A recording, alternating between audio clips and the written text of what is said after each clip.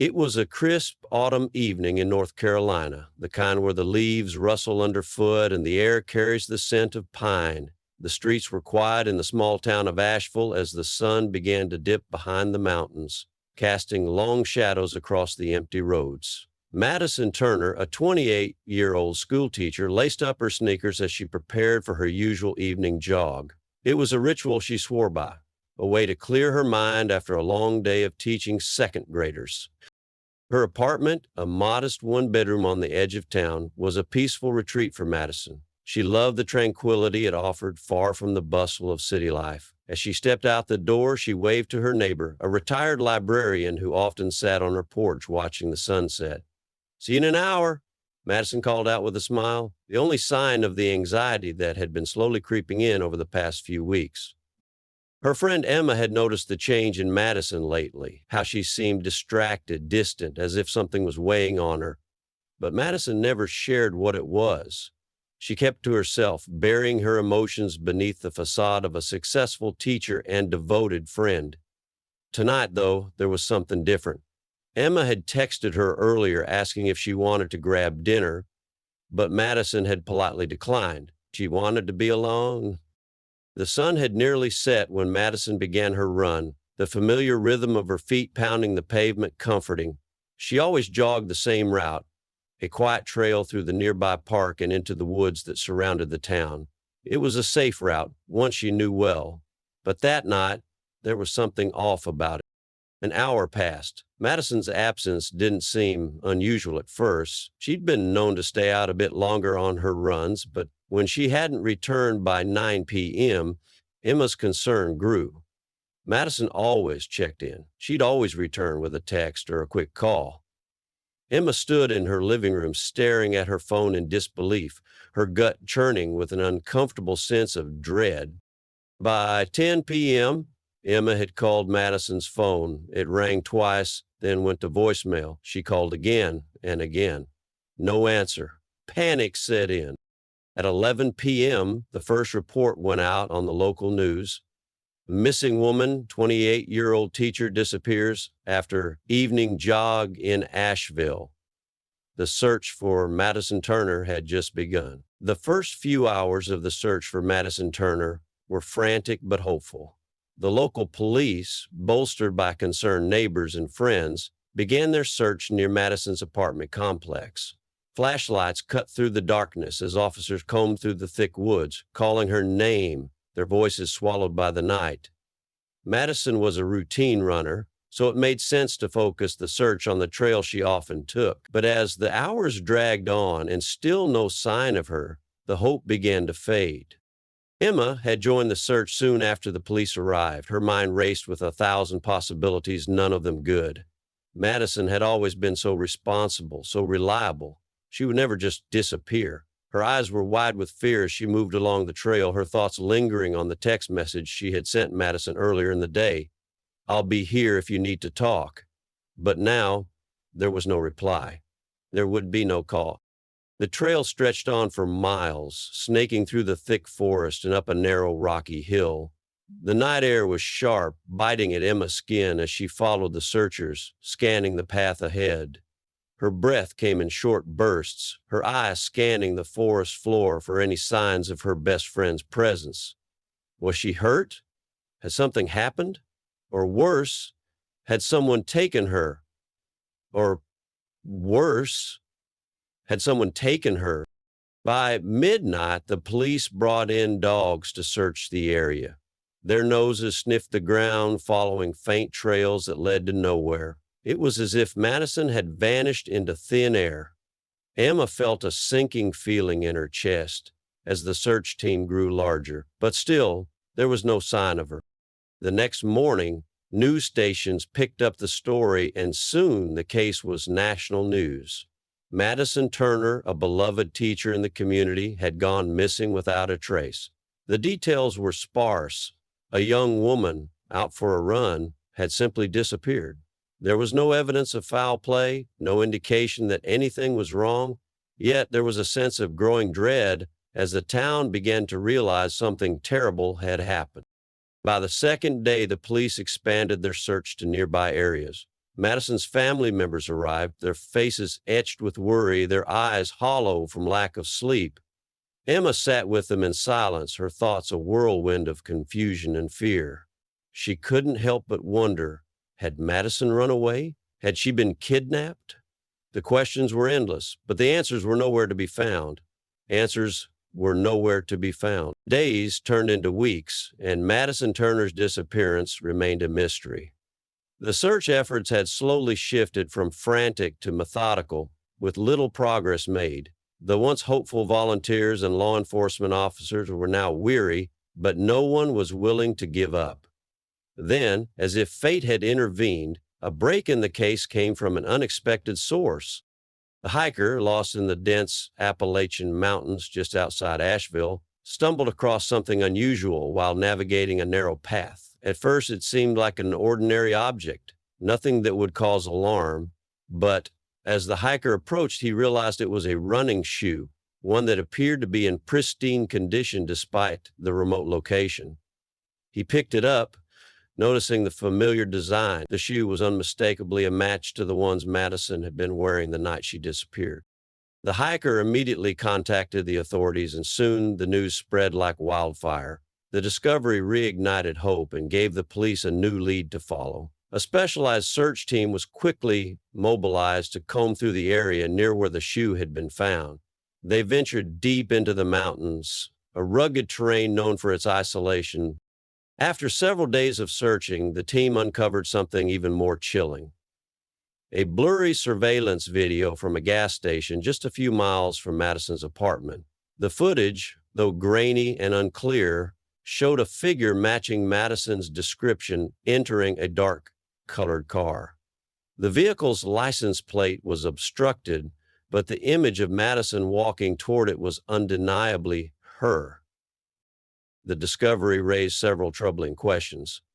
Why had Madison gotten into this car? Had she been forced to? The police couldn't answer those questions yet, but one thing was clear.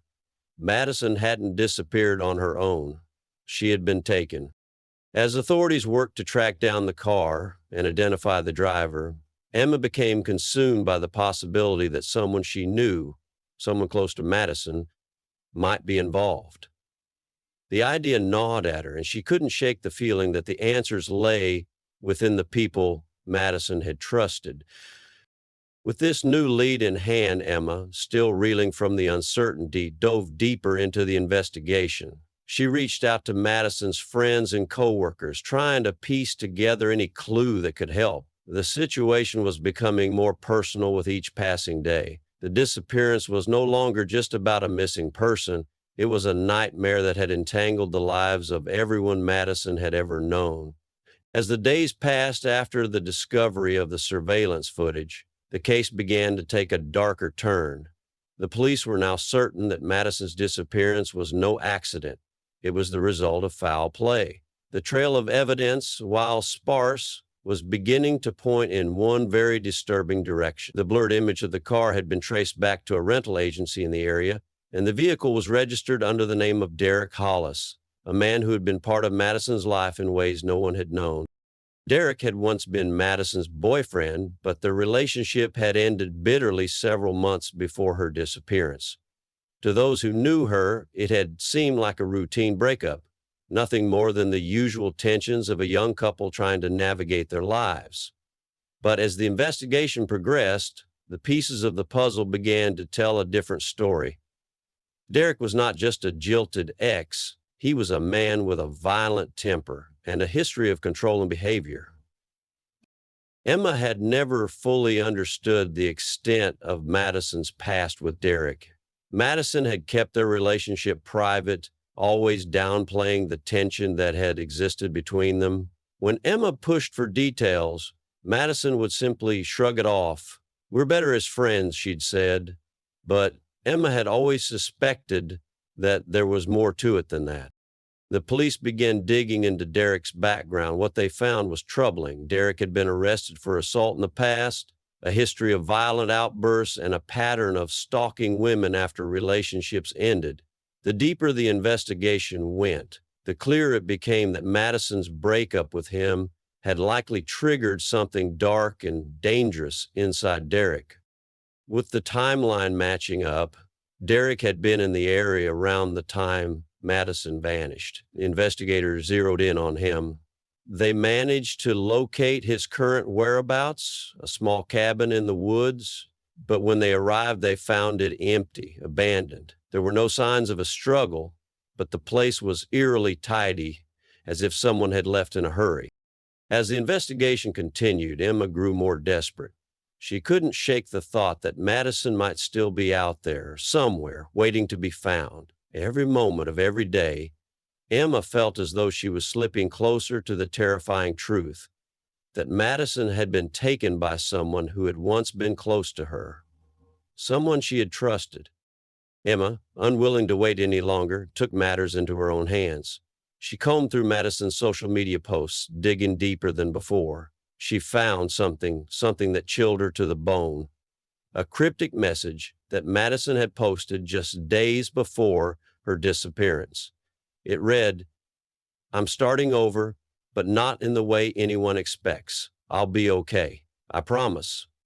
Was it a plea for help or a sign of her trying to break free from Derek? Emma couldn't be sure, but it made her question everything she thought she knew about her best friend's life. With the investigation into Derek Hollis intensifying, Emma found herself caught in a whirlwind of fear and uncertainty.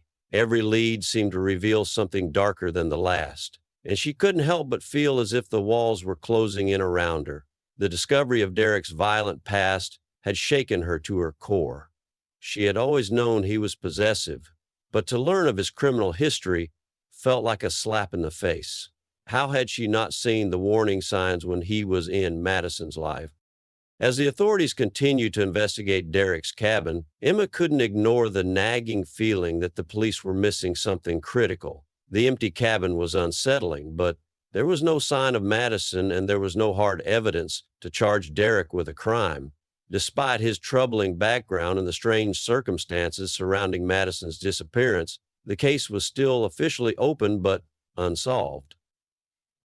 Then a breakthrough came from an unexpected source, a local pawn shop owner who had seen Derek in the days after Madison went missing. He remembered Derek bringing in a camera, one that seemed out of place. When the authorities examined it, they found a series of disturbing photographs, images of Madison captured in various places around Asheville. The photos were not candid. They were clearly taken without her knowledge. Some were taken at her favorite coffee shop, others in the park where she often ran. It was clear that Derek had been stalking Madison long before her disappearance. As the photos were analyzed, Emma's heart sank. She had known Madison was being cautious about something, but she had never suspected that Madison was being watched in such a calculated and chilling way. Derek had been keeping tabs on her, silently following her every move. The police began to piece together the timeline of Madison's disappearance. The surveillance video of the car had been key. Derek's vehicle had been in the vicinity of the last place Madison had been seen, but with no solid proof of abduction, the case seemed to stall yet again. It was as if Derek was playing a deadly game, keeping one step ahead of the investigation. Emma, now fully consumed by her desire for answers, dug even deeper into Derek's life. She discovered a list of locations that Derek had frequented, places he had been in the days leading up to Madison's disappearance. One place in particular caught her eye, an old, decrepit warehouse on the edge of town. It had long been abandoned, and Emma couldn't shake the feeling that it was the key to finding her best friend. With every passing hour, the urgency grew. Derek was not just a man with a past, he was a predator, and Emma knew that if they didn't act quickly, they might lose Madison forever. The game had changed. Emma wasn't just trying to uncover the truth anymore. She was racing against time to save her best friend from whatever nightmare Derek had planned next. Weeks of relentless searching had brought Emma to the brink of exhaustion, both mentally and physically, but she couldn't stop, couldn't give up. Madison was still out there somewhere, and Emma was determined to find her. The lead that had emerged from the abandoned warehouse was the final thread. the one she hoped would unravel the mystery once and for all. It had taken several days for Emma to convince the police to take the warehouse seriously. The place had been untouched for years, but something about it seemed too suspicious. Her gut told her that Derek had been hiding something there. Finally, after much persistence, a team of officers, along with Emma, arrived at the desolate building. The area was quiet, eerily so, with the only sound being the crunch of gravel beneath their boots as they approached. The warehouse itself was a sprawling structure with several rooms and dark corners that seemed to hold secrets. As the police officers swept the building, Emma's heart raced. She had been here before, but it felt different now. This time she wasn't searching in vain. She was close. She could feel it. Inside one of the back rooms, the search team discovered a hidden trap door, partially covered by discarded furniture. Beneath the door, the room was damp and cold, the smell of decay hanging in the air. When they opened it, they found what they were looking for. Madison's belongings, her backpack, a jacket she had worn on one of her runs. Emma's heart skipped a beat as she recognized the items, but it wasn't the material things that chilled her. It was the disturbing truth that Derek had been holding Madison here in this very place while the search continued elsewhere. The signs of a struggle were unmistakable, but it wasn't just Madison's items they found. They discovered something far worse, a small notebook with Derek's handwritten confessions. The pages were filled with disturbing details of Madison's life, his obsession with her, and his twisted plans. Derek had kept her here, trying to break her down mentally, using his control over her to feed his delusions. He had been stalking her for months, waiting for the right moment to make his move. Finally, the police found Madison alive, but barely. She had been locked in a small, dark room, malnourished and traumatized, but she was alive. Emma's relief was overwhelming, but it was tinged with sorrow. Madison had been through hell, and the damage would last long after her physical wounds healed. Derek was arrested on the spot, and as the officers led him away in handcuffs, Emma couldn't bring herself to look at him. She didn't need to. The nightmare was over, but the scars would remain. For Emma, the relief was bittersweet.